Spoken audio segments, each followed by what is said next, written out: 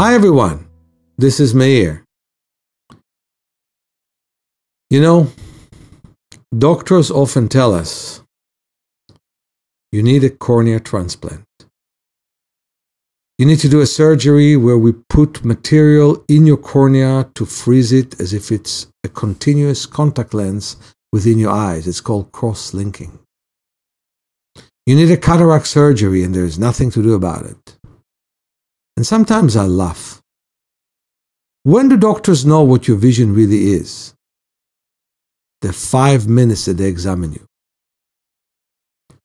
This is laughable because your vision is so different from moment to moment. My vision is definitely poor, nothing like other people. But sometimes my vision is only 40% of your normal vision, the 20/20. And sometimes it's as much as 75% of 20/20. It fluctuates. And if you are honest with yourself, you know that your own vision fluctuates. If you sit and look at a text for a couple hours, the distance becomes fuzzy for the next 15 or 20 minutes. And then it clears up. If you're in a good mood, your vision is good. Bad moods, your vision is bad. And your mind affects your vision much more than you think. The early experiments of Dr. Bates were such that he could see that a person with perfect vision would look at a wall, and a person with 5% vision would look at the same wall, and their eyes would look similar. As soon as they look at the eye charts, the eyes will change completely for the one who sees 5% and hardly at all for the one who sees 100%. What's the difference? Their state of mind. But we can leave Bates behind. He was in the last century. There are many things we can do which are much more relevant to this century. Against the intuition of educators, parents, and kids, the windows in classrooms closed down. Light did not come from the outside, but just from fluorescent lights. And as of the 70s, we start to have more and more nearsightedness. Some people decided that computers and iPhones don't make any difference for people's vision. And so, look at Taiwan. 84% of all young people are nearsighted. Look at the Amazon.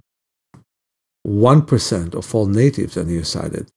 Look at the Maoris in New Zealand. Hardly anyone is nearsighted there. So, what we do makes a big difference. How we feel makes a big difference. And this is the most important thing.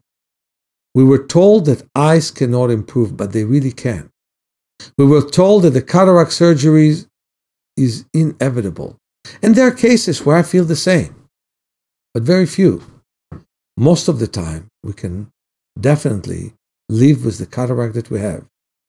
For our lens continues to expand, and the cataract can actually be smaller and smaller in relationship to the rest of the lens.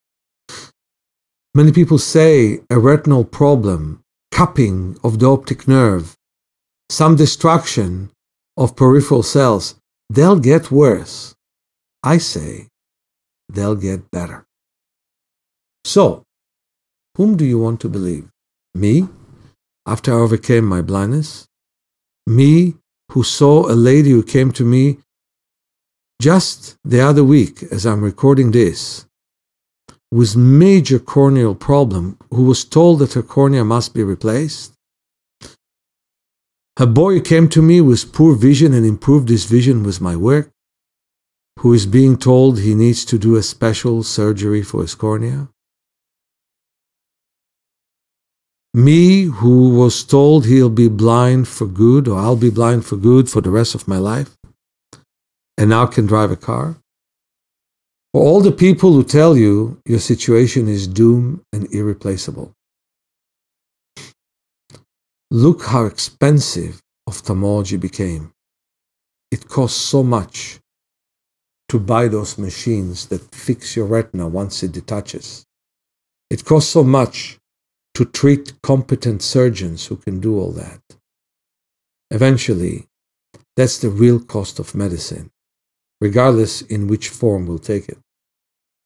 It costs so little to take an eye class, like the one I'm teaching all the time and will teach soon. And to learn the 9 steps of improving your vision. Deep relaxation of the eyes, adjusting to different light frequencies, looking at details, looking at a distance, expanding peripheral vision, balanced use of the eyes, balanced use within each eye, body and eye coordination, and more blood flow to the visual system.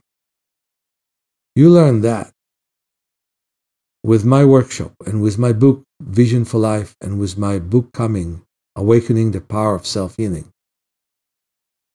You will learn that in the course of online that we're going to teach in September. And you will prevent all kinds of specialists who will cost fortune to you or to the insurance companies or to both. It will prevent procedures that will work for a while and not forever. And if you already had them, you will improve your vision permanently. That's why I'm here. That's what I'm here to say. You don't need the corneal transplant. You don't need the cross-link process of putting basically tissue in your eye to hold your cornea tight. You don't need the cataract surgery in most cases to take away your lens. You don't need the vitrectomy in most cases, that in 1 out of 9 cases blinds people who do them. You don't need all that. What you need is the strength of your own eye. Yes, be monitored by your physicians. Yes, see if things get worse. But I can tell you that in more than half of the cases who come to me, things only get better. And measure your own vision. Measure it once in a while. We'll send you the charts. You don't need the doctors. You'll know how well you see. And trust your own vision. And don't pay attention to the 5 minutes that the doctors examine you. I'll never forget how my daughter failed the vision at the DMV one day, and exactly next day, when she came with me there and did eye exercises just before the test, she passed it with flying colors. And she's a great driver. In here, and where she studies these days in England. So listen to me, all of you. Trust your inner resource. I'm here to teach you how. Many blessings, your friend Meir.